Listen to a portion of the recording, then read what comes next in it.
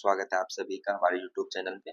दोस्तों हम लोग बीपीएससी एडीओ एग्जामिनेशन के लिए प्रैक्टिस सेट कर रहे थे। अभी तक हम लोग प्रैक्टिस सेट 1 और प्रैक्टिस सेट 2 को देख चुके हैं। आज हम लोग करने वाले हैं प्रैक्टिस सेट 3। इस प्रैक्टिस सेट में आप जितना भी क्वेश्चन देखेंगे सारा क्वेश्चन बीपीएससी का प्रीवियस ईयर क्वेश्चन है। इस प्रैक्टिस सेट को करवाने का केवल मात्र एक ही मकसद है, आप जान सके बीपीएससी किस तरह का प्रश्न पूछ रहा है और आने वाले एग्जामिनेशन में किस तरह का प्रश्न पूछ सकता है। तो चलिए शुरुआत करते हैं आज का प्रैक्टिस से। पहला क्वेश्चन आपसे पूछा जा रहा है, सन 1942 में भारत छोड़ो आंदोलन में बिहार के नेताओं का महत्वपूर्ण योगदान रहा। बिहार के कौन से प्रमुख नेता बिहार केसरी के नाम से जाने जाते थे और उन्होंने भारत छोड़ो आंदोलन में सक्रिय रूप से भाग लिया था। 5 ऑप्शन है, इनमें से आप चूज कीजिए कौन सा सही है। देखिए इन ऑप्शन में जो राइट आंसर है दैट इज श्री कृष्ण सिंह। श्री कृष्ण को बिहार केसरी के नाम से जाना जाता है और यह भारत छोड़ो आंदोलन में सक्रिय रूप से भाग लिए थे। क्वेश्चन नंबर 2 आपसे पूछा जा रहा है, भारत में सीमांत कृषि भूमि जोत का आकार क्या है।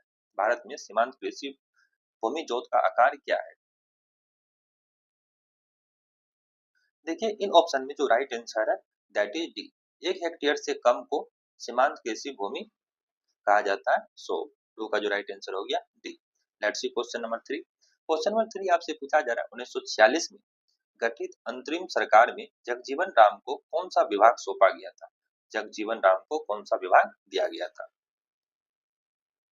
देखिए इन ऑप्शन में जो राइट आंसर है दैट इज बी, श्रम विभाग जगजीवन राम को दिया गया था। क्वेश्चन नंबर 4 आपसे पूछा जा रहा है, संज्ञा सूची के अंतर्गत शामिल है। तो संज्ञा सूची के अंतर कौन कौन शामिल है। देखिए संज्ञा सूची के अंतर्गत में रक्षा, इनके अलावा संचार, वायु सेवा, रेलवे, बैंकिंग, है ना, ये सारे चीज संज्ञा सूची के अंदर में आते हैं। सो राइट आंसर होगा उपयुक्त में से एक से अधिक, 4 का D. Let's see question number 5। Question number 5 आपसे पूछा जा रहा है, इनमें से कौन दिखता नहीं है। कौन ऐसा है जो दिखता नहीं है।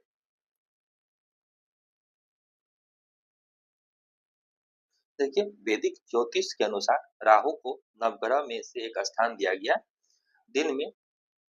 तो क्वेश्चन ये पूछा जा रहा है कौन दिखता नहीं, तो राइट आंसर आपका राहु। Next question number 6।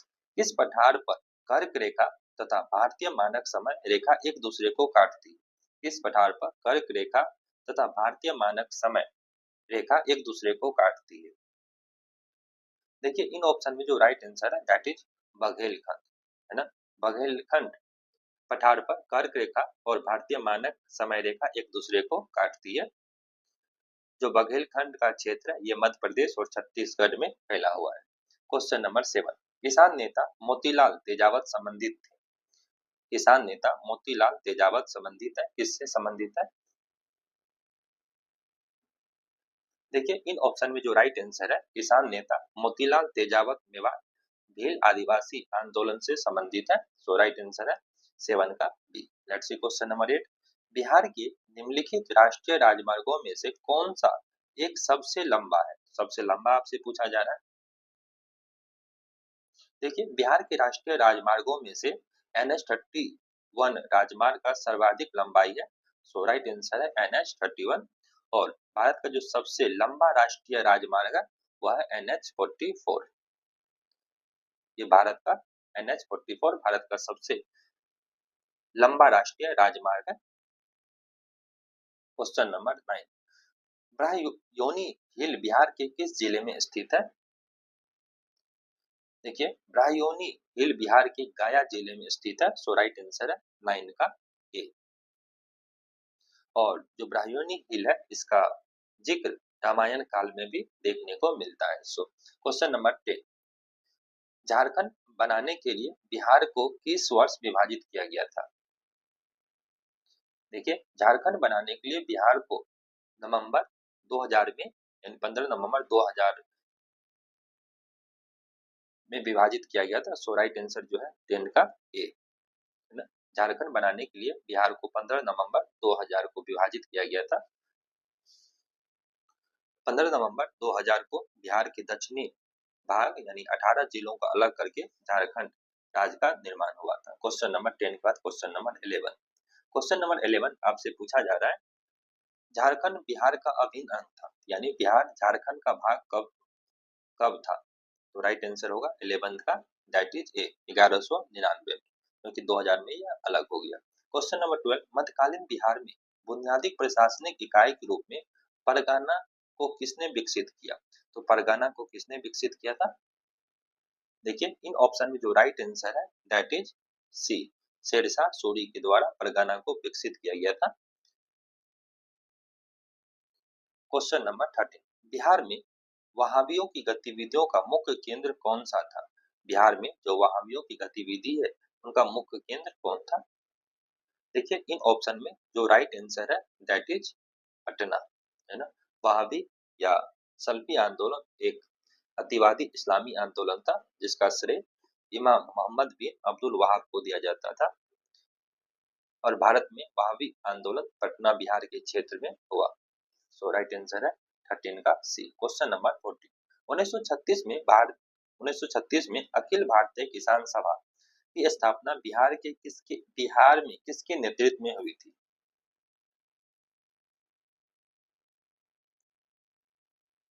देखिए 1936 में अखिल भारतीय किसान सभा की स्थापना स्वामी सहजानंद सरस्वती के नेतृत्व में हुए थे। इसके प्रथम अध्यक्ष भी स्वामी सहजानंद सरस्वती ही थे। सो 14 का जो राइट आंसर है that is C. Question number 15, Bharat के किस राज्य ने रोबोटिक मैनहोल सफाई तकनीक विकसित की है? भारत के कौन सा राज्य है जिसने रोबोटिक मैनहोल सफाई तकनीक विकसित की है? देखिए इन ऑप्शन में जो राइट आंसर है दैट इज केरला। केरला के द्वारा रोबोटिक मैनहोल सफाई तकनीक विकसित किया गया है। क्वेश्चन नंबर 16, क्वेश्चन नंबर 16 आपसे पूछा जा रहा है, आईटी मद्रास ने ई मोबिलिटी सिमुलेशन लैब लॉन्च करने के लिए किसके साथ करार किया है? आईटी मद्रास ने ई मोबिलिटी सिमुलेशन लैब लॉन्च करने के लिए किसके साथ समझौता किया है? देखिए इन ऑप्शन में जो राइट आंसर है दैट इज अल्टेयर, 16 का बी। क्वेश्चन नंबर 17, सूर्य से आने वाले अल्ट्रावायलेट विकिरण निम्नलिखित में से कौन सा कैंसर पैदा करते हैं? तो जो सूर्य से आने वाले अल्ट्रावायलेट विकिरण है, रेडिएशन है, वह कौन सा कैंसर पैदा करते हैं? देखिए इनका जो राइट आंसर दैट इज त्वचा का कैंसर। क्वेश्चन नंबर 18, द्विबीजपत्री पौधों के तने में संवहनी मंडल सामान्यतः किस रूप में होते हैं? देखिए द्विबीजीय पौधों में तने के संवहनी मंडल सामान्यतः या संप्राशिक रूप में होते हैं। सो राइट आंसर है 18 का सी। क्वेश्चन 19, नारियल के फलों का फैलाव होता है, नारियल के फलों का फैलाव होता है किसके द्वारा? मेसोकार्प के द्वारा, एपिकार्प के द्वारा या एंडोकार्प के द्वारा? देखिए जो नारियल के फलों का फैलाव होता है वह मेसोकार्प के द्वारा। सो राइट आंसर आपका ए। वहीं जो एपिकार्प है यह कठोर और पतला होता है, और मेसोकार्प जो होता है यह मोटा और रेशेदार होता है। क्वेश्चन नंबर 20, फूल का कौन सा भाग फल बनता है? जानते हैं आप लोग फूल का जो अंडाशय है, ओवरी है, वो फ्रूट में कन्वर्ट होता है। सो 20 का जो राइट आंसर है that is C. Question number 21, निम्नलिखित में से डैश आम के पौधे और बंदर दोनों कोशिकाओं में पाया जाता है? मेनली बोल रहा है प्लांट और एनिमल सेल में जो कॉमन, देखिए प्लांट और एनिमल सेल यानी आम के पौधे और बंदर दोनों कोशिकाओं में पाए जाने वाला कोशिका झिल्ली है। सो राइट आंसर है डी। क्वेश्चन नंबर 22, लसिका लसिका का गैर कोशिकीय हिस्सा पानी का लगभग डैश से बना होता है? तो पानी से कितना से बना होता है? तो राइट आंसर है 94%। लसिका का गैर कोशिकीय हिस्सा पानी के लगभग 94% से बना होता है, 94% से बना होता है। क्वेश्चन नंबर 23, मानव शरीर के किस अंग में उपकला कोशिका पाई जाती है?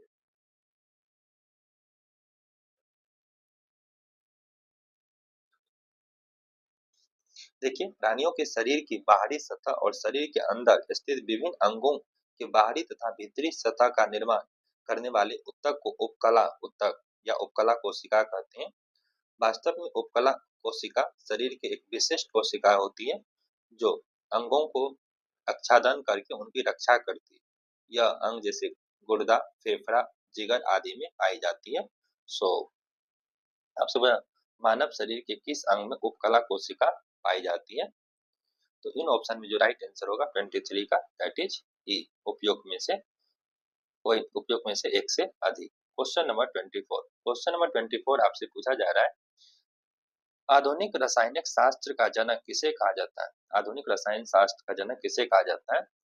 आधुनिक रसायन शास्त्र का जनक लेबोजियर को कहा जाता है। सो 24 का जो राइट आंसर है that is C. Question number 25, नीला थोथा रासायनिक रूप है। नीला थोथा रासायनिक रूप किसका रासायनिक रूप है? देखिए, नीला तोता कॉपर सल्फेट का रासायनिक रूप है। सो राइट आंसर है कॉपर सल्फेट। क्वेश्चन नंबर 26, निम्न में से सबसे अच्छा अग्नि अग्निशामक कौन सा है? अग्निशामक यानी फायर एक्सटिंग्विशर कौन सा है इसमें? देखिए, इनमें जो राइट आंसर है 26 का, that is D, carbon dioxide सबसे अच्छा अग्निशामक है। क्वेश्चन नंबर 27, फ्लोरीन अथवा बकीबोल गैस कार्बन परमाणुओं का बना होता है। देखिए, जो फ्लोरीन और बकीबोल होते हैं यह C60 कार्बन परमाणुओं से बना होता है। तो राइट आंसर होना है 60, बट यहाँ पे ऑप्शन में नहीं है। सो 27 का जो राइट आंसर होगा that is E. Question number 28, जलीय विलयन जिसका पीएच शून्य होता है, शून्य है, वह क्या होगा? तो पीएच का मान जनरली हम देखते हैं 0 से लेकर के 14, 7 से कम वाले को अम्लीय कहते हैं। सो पीएच मान यहाँ शून्य है, तो ये क्या हो जाएगा? जलीय। 28 का राइट आंसर है ए। लेट्स सी क्वेश्चन नंबर 29, रासायनिक गुणों को अपवर्तित रखते हुए एक परमाणु के नाभिक में जोड़े वाले कण है। रासायनिक गुणों को अपरिवर्तित रखते हुए एक परमाणु के नाभिक में जोड़े जाने वाले कण है, तो कौन सा कण है? देखिए, रासायनिक गुणों को अपरिवर्तित रखते हुए एक परमाणु के नाभिक में जोड़े जाने वाले कण न्यूट्रॉन है। सो राइट आंसर होगा आपका न्यूट्रॉन।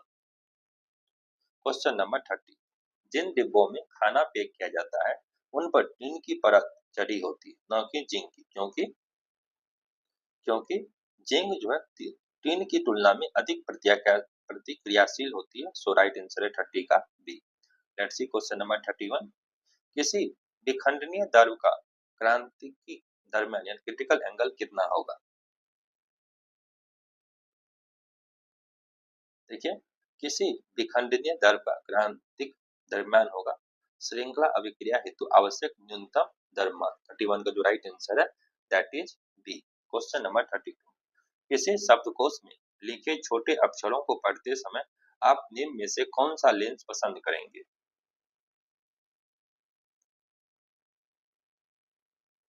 देखिए, क्योंकि यहाँ पे अधिक फोकस दूरी वाले उत्तल लेंस की आवर्धन क्षमता कम होती है, अतः शब्दकोश के छोटे अक्षरों को पढ़ने के लिए 5 सेंटीमीटर फोकस दूरी का उत्तल लेंस बेहतर होगा। तो यहाँ पर होना चाहिए 5 सेंटीमीटर फोकस दूरी का उत्तल लेंस, जो यहाँ पे कोई ऑप्शन है नहीं, तो यहाँ पे राइट आंसर होगा 32 का ई। 5 सेंटीमीटर अवतल नहीं, यहाँ पे उत्तल होता तब यह सही होता। क्वेश्चन नंबर 33, निम्नलिखित में से किस भाग पर किसी वस्तु का प्रतिबिंब बनता है? देखिए, दृष्टि पटल जिसको रेटिना कहते हैं, रेटिना पे किसी वस्तु का प्रतिबिंब बनता है। सो राइट आंसर है 33 का सी। लेट्स सी क्वेश्चन नंबर 34, मानव आंख की फोकस दूरी में परिवर्तन निम्नलिखित में से किसके द्वारा होता है? मानव आंख की फोकस दूरी में परिवर्तन मेनली सिलियरी मसल ये कंट्रोल करता है। सो 34 का जो राइट आंसर आपका सी। क्वेश्चन नंबर 35, केंद्राभिमुखी बल किसके लिए जिम्मेदार है? केंद्राभिमुखी विमुखी बल जो है यह मेनली जिम्मेदार है वस्तु को वृत्ताकार पथ पर गतिमान कराना। 35 पे जो राइट आंसर होगा that is B. Question number 36, सही संबंध कौन सा है? इनमें जो सही संबंध है, डेंसिटी बराबर मास अपन वॉल्यूम, सो घनत्व बराबर द्रव्यमान बटे आयतन। 36 का जो राइट आंसर होगा that is C. Question number 37, question number 37 आपसे पूछा जा रहा है, एक फेम्टोमीटर कितने मीटर के बराबर होता है? यहाँ पूछ रहा है फेम्टोमीटर, ध्यान दीजिएगा, फेम्टोमीटर जो होता है वह 10 की पावर -15 मीटर के बराबर होता है। वहीं अगर यहाँ पे पिकोमीटर होता तब 10⁻⁻12 होता। क्वेश्चन नंबर 38, विभाजन के कारण भारत का कौन सा उद्योग सबसे बुरी तरह प्रभावित हुआ? देखिए, विभाजन के कारण भारत का जो सबसे अधिक प्रभावित होने वाला उद्योग है वह है जूट और रुई उद्योग। 38 का जो राइट आंसर है that is C. Question number 39, आर्थिक नियोजन विषय है। आर्थिक नियोजन विषय किसका है? आर्थिक नियोजन विषय यह समवर्ती सूची का है। सो 39 का जो राइट आंसर है that is C. Question number 40, दूसरी पंचवर्षीय योजना की रूपरेखा किसने तैयार किया था? देखिए, दूसरी पंचवर्षीय योजना को रूपरेखा तैयार करने वाले पीसी महालनोबिस थे। पीसी महालनोबिस। सो राइट आंसर है 40 का सी। क्वेश्चन नंबर 41, भारतीय कृषि और ग्रामीण विकास में नाबार्ड की स्थापना किस पंचवर्षीय योजना की अवधि में की गई थी? देखिए, राष्ट्रीय कृषि और ग्रामीण विकास बैंक यानी नाबार्ड नाबार्ड की स्थापना इसे मेनली छठवीं पंचवर्षीय योजना की अवधि में की गई थी 1982 में 12 जुलाई 1982 को। और इसको याद करने का सिंपल सा तरीका है NABARD 2 2 4 2 6, तो 6 बराबर छठी। क्वेश्चन नंबर 42, सामुदायिक विकास का उद्देश्य क्या था? यह क्या है? देखिए, सामुदायिक विकास का जो मुख्य उद्देश्य था इसे 2 अक्टूबर 1952 में लाया गया था। और इनका जो मुख्य उद्देश्य था आर्थिक विकास करना, मानव पूंजी का पर्यावरण संरक्षण और समृद्ध जीवन। तो इनमें जो है सामुदायिक विकास पार्टी ग्रामीण लोगों को समग्र विकास के उद्देश्य से शुरू किया गया था। यह एक बहु परियोजना कार्यक्रम था, है ना। इसका मुख्य उद्देश्य था कृषि से संबंधित मामलों, सिंचाई, संचार, शिक्षा, स्वास्थ्य, है ना, रोजगार आदि से संबंधित था। सो राइट आंसर हो जाएगा 42 का ई। क्वेश्चन नंबर 43, इनमें से कौन सा राष्ट्रीय विकास परिषद का हिस्सा नहीं? देखिए, राष्ट्रीय विकास परिषद का जो हिस्सा नहीं है, इनमें जो राइट आंसर होगा उपयुक्त में से कोई नहीं, उपयुक्त में से एक से अधिक। योजना आयोग से अब नीति आयोग कहते हैं द्वारा संपादित पंचवर्षीय योजनाओं के बेहतर कार्यान्वयन तथा विकास संबंधित मामलों, सलाह तथा साझा आर्थिक नीतियों एवं भारत को संतुलित विकास हेतु अगस्त 1952 में राष्ट्रीय विकास परिषद का गठन किया गया था, है ना। सो राइट आंसर है यहाँ पे जो राष्ट्रीय विकास परिषद थे भारत के प्रधानमंत्री, है ना, जो अध्यक्ष रूप में काम करते थे। वहीं सभी केंद्रीय कैबिनेट मंत्री, सभी राज्यों के मुख्यमंत्री, केंद्र शासित प्रदेश के प्रतिनिधि तथा योजना आयोग इसको समाप्त होने तक सभी सदस्य होते थे। किंतु नीति आयोग के संदर्भ में इस परिषद के बारे में कोई घोषणा नहीं मिली। सो राइट आंसर हो गया उपयुक्त में से कोई नहीं, उपयुक्त में से एक से अधिक। क्वेश्चन नंबर 44, मुख्य रूप से समान मानव विकास सूचकांक में सम्मिलित है। मुख्य रूप से समान मानव विकास सूचकांक में सम्मिलित जीवन प्रत्याशा, प्रति व्यक्ति और साक्षरता दर।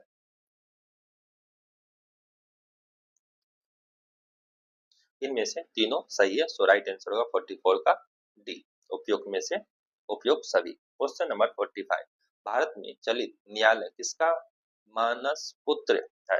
यानी ब्रेन चाइल्ड जो है चलित न्यायालय वह किसका है? देखिए, इन ऑप्शन में जो राइट आंसर है that is C, APJ Abdul Kalam के द्वारा। ये एपीजे अब्दुल कलाम का ब्रेन चाइल्ड है। सो राइट आंसर है 45 का सी, है ना। भारत में चलित न्यायालय मोबाइल कोर्ट पूर्व राष्ट्रपति डॉक्टर एपीजे अब्दुल कलाम के मानस पुत्र है। भारत में वर्ष 2007 में सर्वप्रथम चलित न्यायालय की स्थापना हरियाणा राज्य में की गई थी। क्वेश्चन नंबर 46, निम्नलिखित में से कौन सा 74वीं संवैधानिक संशोधन अधिनियम 1952 में प्रदान की गई 3 प्रकार की नगर पालिकाओं में से नहीं है? तो 3 प्रकार की जो नगर पालिका स्थापित किया गया था उनमें से कौन नहीं है? देखिए, इन ऑप्शन में जो right answer that is town area समिति, 46 का सी। क्वेश्चन नंबर 47, समिति जिसके संतुति पर देश में पंचायती राज को लागू किया गया उसके अध्यक्ष थे। तो इनके अध्यक्ष कौन थे? ये पंचायती राज को जो लागू किया गया था बलवंत राय मेहता समिति के सिफारिश पे बलवंत राय मेहता समिति गठन 1957 में किया गया था और इसने त्रिस्तरीय पंचायती राज संरचना की सिफारिश की थी। सो 47 का राइट आंसर है दैट इज बी। राज्यसभा के पदेन अध्यक्ष कौन होता है? राज्यसभा का पदेन अध्यक्ष उपराष्ट्रपति होता है। सो राइट आंसर है 48 का बी। क्वेश्चन नंबर 49, भारत का प्रधानमंत्री किसके प्रति जवाबदेह है? तो भारत के प्रधानमंत्री लोकसभा के प्रति जवाबदेह है। 49 का राइट आंसर है सी। क्वेश्चन नंबर 50, संसदीय मंत्री परिषद के मंत्री उत्तरदायी होते हैं। जो मंत्री परिषद होते हैं वो किसके प्रति उत्तरदायी होते हैं? इन ऑप्शन में जो राइट आंसर है दैट इज लोकसभा के प्रति। क्वेश्चन नंबर 51, राज्य के नीति निर्देशक सिद्धांत किस प्रकार मौलिक अधिकारों से भिन्न है?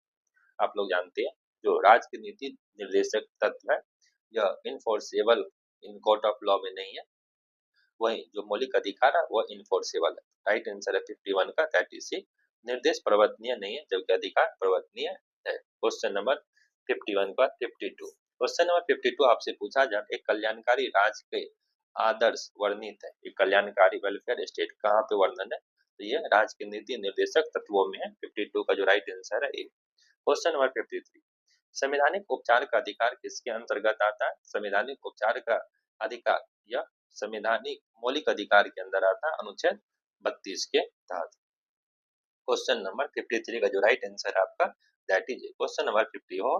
क्वेश्चन नंबर 54 आपसे पूछा जा रहा है इन अनुच्छेदों के अंतर्गत अध्यक्ष सदन के किसी सदस्य को उसकी मातृभाषा में बोलने की इजाजत दे सकता है? तो मातृभाषा में बोलने का इजाजत अध्यक्ष देता है वह किस अनुच्छेद के तहत? देखिए 54 का जो राइट आंसर है दैट इज सी अनुच्छेद 120 का क्लाउज 1 के। क्वेश्चन नंबर 55, पांचवा अनुसूची किस विशेष समूह के लोगों के शासन और हितों की रक्षा से संबंधित है? पांचवी अनुसूची है ना यह मेनली अनुसूचित जनजाति से संबंधित है। सो 55 का जो राइट आंसर है that is C. Question number 56, भारतीय संविधान के किस अनुच्छेद द्वारा अस्पृश्यता यानी एबोलिशन ऑफ अनटचेबिलिटी को समाप्त किया गया? तो राइट आंसर है अनुच्छेद 17 के तहत। निम्नलिखित में से कौन सा वायुमंडल में मुक्त ग्रीन हाउस गैस नहीं है? निम्नलिखित में से कौन सा वायुमंडल में मुक्त ग्रीन हाउस गैस नहीं है? तो वायुमंडल में मुक्त ग्रीन हाउस गैस नहीं है वह है हाइड्रोजन। राइट आंसर है 57 का D. That's question number 58। Question number 58 आपसे गिर नेशनल पार्क कहाँ स्थित है? तो गिर नेशनल पार्क मेनली यह स्थित कहाँ है? गुजरात में स्थित है। क्वेश्चन नंबर 59, निम्नलिखित में से कौन सा एक प्राकृतिक आर्द्रभूमि अभ्यारण्य नहीं? तो प्राकृतिक आर्द्र पक्षी अभ्यारण्य नहीं है। तो राइट आंसर है नकटी पक्षी अभ्यारण्य एक कृत्रिम पक्षी अभ्यारण्य है। सो राइट आंसर है आपका नकटी, है ना। नेक्स्ट क्वेश्चन 60, भारत सरकार द्वारा पर्यावरण और वन की सुरक्षा के लिए किस वर्ष एनजीटी नेशनल ग्रीन ट्रिब्यूनल की स्थापना की गई? तो नेशनल ग्रीन ट्रिब्यूनल की स्थापना 2010 में की गई थी। सो 60 का जो राइट आंसर है that is a. Question number 61, निम्नलिखित में से कौन सा स्वास्थ्य इन सिटू संरक्षण के अधीन शामिल नहीं? एक्स सिटू इन सिटू, तो आपसे पूछा इन सिटू में वन्यजीव अभ्यारण्य नहीं आते हैं। सो राइट आंसर होगा आपका 61 का सी। सॉरी 61 का इन सिटू पूछ रहा है ना, इन सिटू हो गया वनस्पति उद्यान, है ना।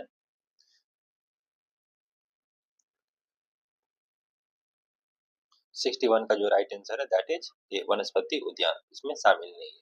क्वेश्चन नंबर 62, रामसर सम्मेलन किसके संरक्षण से जुड़ा हुआ? रामसर सम्मेलन यह जुड़ा हुआ आर्द्रभूमि के संरक्षण से। 62 का जो राइट आंसर है that is B. Question number 63, जनसंख्या की वहन क्षमता किसके द्वारा निर्धारित की जाती है? देखिए जनसंख्या की जो वहन क्षमता है यह सीमित संसाधन द्वारा निर्धारित की जाती है। 63 का जो राइट आंसर है दैट इज सी। जनसंख्या घट जाएगी, कब जनसंख्या घटेगी? इन ऑप्शन में जो राइट आंसर है 64 का दैट इज सी, जन्म दर कम हो एवं मृत्यु दर अधिक हो। क्वेश्चन नंबर 65, 1901 से लेकर 1931 के मध्य भारत में मंद या ऋणात्मक नगरीकरण के मुख्य कारण थे। तो देखिए 1901 से लेकर 1931 के मध्य भारत में मंद या ऋणात्मक नगरीकरण के मुख्य कारण थे अकाल और महामारी। सो राइट आंसर है 65 का सी। क्वेश्चन नंबर 66, पेनाइन अल्पेशियन और एरावली इसका उदाहरण है? तो आप लोग जानते हैं पुरानी पर्वत श्रृंखला का ये उदाहरण है। सो 66 का जो राइट आंसर है that is B. Question number 61, ऊर्जा का गैर परंपरागत सोर्स कौन सा है? गैर परंपरागत ऊर्जा को नवीकरणीय ऊर्जा या अक्षय ऊर्जा कहते हैं। ये ऊर्जा स्रोत पर्यावरण के अनुकूल होते हैं और प्रदूषण नहीं फैलाते हैं। इसके अंतर्गत बायोमास, भूतापीय ऊर्जा, सौर, पवन इत्यादि आते हैं। सो राइट आंसर हो गया उपयोग में से एक से अधिक। 67 का डी। क्वेश्चन नंबर 68, निम्नलिखित देशों में से किसमें कोयले का सबसे बड़ा संचित भंडार है? कोयले का सबसे बड़ा संचित भंडार किसके पास है? देखिए, विश्व में कोयले का सर्वाधिक संचित भंडार अमेरिका के पास है ना। उसके बाद रूस, ऑस्ट्रेलिया, चीन और भारत का स्थान आता है। कोयले के उत्पादन में पहले स्थान पर चीन, तो वहीं दूसरे स्थान पर भारत है। उत्पादन में चीन सबसे आगे है, लेकिन अगर भंडार देखा जाए संयुक्त राज्य अमेरिका का सबसे ज्यादा है। क्वेश्चन नंबर 69, निम्नलिखित में से कौन सा एक जर्मनी का कोयला क्षेत्र नहीं है? देखिए, निम्नलिखित में से जो कोयला जर्मनी का कोयला क्षेत्र नहीं है वह है आपका लॉरेन बेसिन। क्वेश्चन नंबर 70, आकार और माप की में समानता के कारण किस ग्रह को पृथ्वी का जुड़वा ग्रह माना जाता है? पृथ्वी का जुड़वा ग्रह जो माना जाता है शुक्र को माना जाता है। राइट आंसर है 70 का सी। क्वेश्चन नंबर 71, सौरमंडल का प्रधान प्रकाशीय पिंड कौन सा है? सौरमंडल का प्रधान प्रकाशीय पिंड सूर्य है। सो राइट आंसर है 71 का, that is D. Question number 72, question number 72 आपसे पूछा जा रहा है, पृथ्वी का आंतरिक परत निफे का निर्माण किन तत्वों की प्रचुरता है? यानी निफे के निर्माण में किन तत्वों का निफे तो निकल और फेरस का होता है। 72 का जो राइट आंसर है that is D. Question number 73, Bharat के कुल विद्युत उत्पादन में जल विद्युत का योगदान कितना है? तो भारत के जो कुल विद्युत उत्पादन उसमें जल विद्युत का उत्पादन कितना होता है? देखिए, इनका जो राइट आंसर है, भारत के कुल विद्युत उत्पादन में जल विद्युत का योगदान 11.4% है। सो राइट आंसर जो है 73 का, that is B. Question number 74, Bharat में शीतकाल में सर्वाधिक वर्षा प्राप्त करने वाले स्थान कौन है? देखिए, भारत में शीतकाल में सर्वाधिक वर्षा प्राप्त करने वाले स्थान कोरोमंडल तट है। सो राइट आंसर है 74 का सी। क्वेश्चन नंबर 75, मानसून की उत्पत्ति की तापीय विचारधारा के प्रतिपादक और समर्थक है? मानसून की उत्पत्ति की तापीय विचारधारा की प्रतिपादक और समर्थक एडमंड हेली थे, हेली कॉन्सेप्ट। सो 75 का जो राइट आंसर है that is a. Question number 76, Rajasthan में बहुत कम वर्षा होती है क्योंकि? आप लोग जानते हैं राजस्थान में जो अरावली पर्वत है उनके पैरेलल में मानसून निकल जाता है, जिनकी वजह से राजस्थान में ज्यादा बारिश नहीं होती है। सो 76 का जो राइट आंसर है दैट इज डी, है ना। हवाएं किसी प्रकार की बाधाओं को पार नहीं करती, जिसके कारण ठंडा होने के लिए आवश्यक ऊंचाई नहीं प्राप्त होती। Question number 77, 8 degree channel Bharat को किस देश से अलग करता है? तो यह मिनिकॉय, मालदीव्स, अंडमान एंड निकोबार। तो ये 8 डिग्री, उसके बाद अंडमान निकोबार 10 डिग्री। तो 8 डिग्री पूछा जा रहा है तो ये आंसर हो जाएगा आपका मालदीव, है ना। 8 डिग्री चैनल 77 का जो राइट आंसर है that is C. Question number 70, निम्नलिखित में से किसकी नेपाल के साथ समांतर सीमा है? नेपाल की सीमा जो लगता है वह पश्चिमी चंपारण, पूर्वी चंपारण, है ना। उसके बाद पूर्वी चंपारण, पश्चिमी सीतामढ़ी, मधुबनी, उसके बाद सुपौल, अररिया और किशनगंज। इसके बाद लेकिन आपसे पूछा जा रहा है स्टेट का, तो इसमें उत्तर प्रदेश, उत्तराखंड, बिहार, सिक्किम और Paschim Bangal. So right answer 78 का B. Question number 79, question number 79 आपसे पूछा जा रहा है, भारत के निम्नलिखित में से किस राज्य की सीमा बिहार के अधिकतम जिलों से लगती है? बिहार से अधिकतम जिलों से जो सीमा लगती है किसका लगती है? देखिए, बिहार से उत्तर प्रदेश के 8 जिले और झारखंड से भी 8 जिले बिहार बिहार की सीमा साझा करती है, जबकि पश्चिम बंगाल के साथ 3 जिला। तो उत्तर प्रदेश से 8 और झारखंड के साथ भी 8 लगती है, उत्तर प्रदेश और झारखंड। तो इनमें जो ऑप्शन करेक्ट होना चाहिए दैट इज डी, उपयुक्त में से एक से अधिक। 79 का आंसर हो गया डी। क्वेश्चन नंबर 80, बंगाल की एसाइटिक सोसाइटी की स्थापना किसने की थी? बंगाल की एसाइटिक सोसाइटी की स्थापना जो है सर विलियम जोन्स के द्वारा किया गया था। सो राइट आंसर है सर विलियम जोन्स। 1784 में एसाइटिक सोसाइटी का स्थापना होता है। क्वेश्चन नंबर 81, क्वेश्चन नंबर 81 आपसे पूछा है, भारतीयों को कौन सा वर्ग पश्चात संस्कृति से प्रभावित था? भारतीय का कौन सा ऐसा वर्ग है जो पश्चात संस्कृति से प्रभावित था? देखिए, इनमें जो राइट आंसर है 81 का दैट इज सी, शिक्षित हिंदू मध्यम वर्ग। क्वेश्चन नंबर 82, कौन सा पुस्तक डॉक्टर राजेंद्र प्रसाद द्वारा लिखा गया है? डॉक्टर राजेंद्र प्रसाद द्वारा लिखा गया बुक जो है इनमें से इंडिया डिवाइडेड है। इंडिया डिवाइडेड जो है ना, वही जो इंडिया विंस फ्रीडम है यह अबुल कलाम आजाद का है। Discovery of India Jawaharlal Nehru का। इन स्वराज महात्मा गांधी का। क्वेश्चन नंबर 83, 1873 में किसने सत्योदय समाज को स्थापित किया था? 1873 में सत्योदय समाज को स्थापित करने वाले ज्योतिबा राय फुल्ले थे। सो राइट आंसर है ज्योतिबा राय फुल्ले। और इनकी जो प्रमुख कृति, इनकी जो प्रमुख बुक है गुलामगिरी। क्वेश्चन नंबर 84, बौद्ध धर्म हिंदू धर्म के अंदर एक सुधार आंदोलन था। इन शब्दों को किसने कहा था? देखिए, बौद्ध धर्म हिंदू धर्म के अंदर एक सुधार आंदोलन था। इन शब्दों को कहने वाला B.A. स्मिथ था। सो राइट आंसर 84 का डी। क्वेश्चन नंबर 85, 1857 की क्रांति सर्वप्रथम कहां से प्रारंभ हुई थी? देखिए, 1857 की क्रांति सर्वप्रथम मेरठ से प्रारंभ हुई थी। 85 को जो राइट आंसर है that is D. Question number 86, Kunwar Singh Jagdishpur में कब प्रविष्ट हुए? कुंवर सिंह जगदीशपुर में प्रविष्ट हुए 22 अप्रैल 1858 को। राइट आंसर 86 का ए। क्वेश्चन नंबर 87, इनमें से किसने 1857 के विद्रोह में सक्रिय भाग लिया था? तो कानपुर से नाना साहेब, लखनऊ से बेगम हजरत महल, फैजाबाद से मौलवी अहमदुल्ला और दिल्ली से बेगम जिन्नत महल। तो इनमें से आपसे पूछा जाए कौन सा, तो राइट आंसर 87 का दैट इज ई। 1857 की क्रांति में सभी लोग सक्रिय भाग लिए थे, है ना। क्वेश्चन नंबर 88, मयूर सिंहासन पर बैठने वाला अंतिम मुगल सम्राट कौन था? तो मयूर सिंहासन पर बैठने वाला अंतिम मुगल सम्राट मोहम्मद शाह था, है ना। राइट आंसर है मोहम्मद शाह। मोहम्मद शाह के समय में फारस के शाह नादिर शाह ने 1739 में भारत पर आक्रमण किया और करनाल के युद्ध में मुगल सेना को पराजित किया और वापस जाते समय मयूर सिंहासन और जो कोहिनूर हीरा थे वो अपने साथ में लेके चले गए। क्वेश्चन नंबर 89, जवाबित का संबंध किससे था? जवाबित का संबंध राज कानून से है। सो 89 का जो राइट आंसर है that is a. Question number 90, कोस मीनार है, ये कोस मीनार क्या? एक स्मारक मीनार है। मैंने जो कोस मीनार है यह एक प्रकार का दूरी निर्धारक है।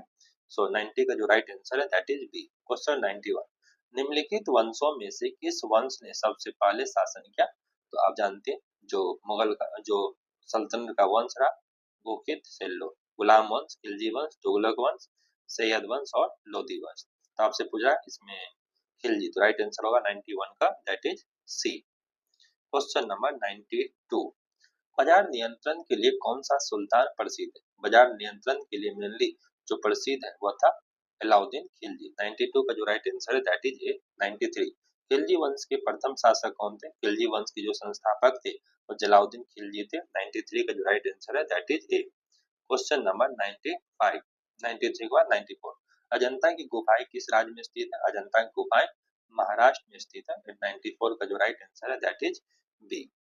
क्वेश्चन 95, निम्नलिखित में से कौन सा नदी सब संदर्भ में समाविष्ट नहीं थी?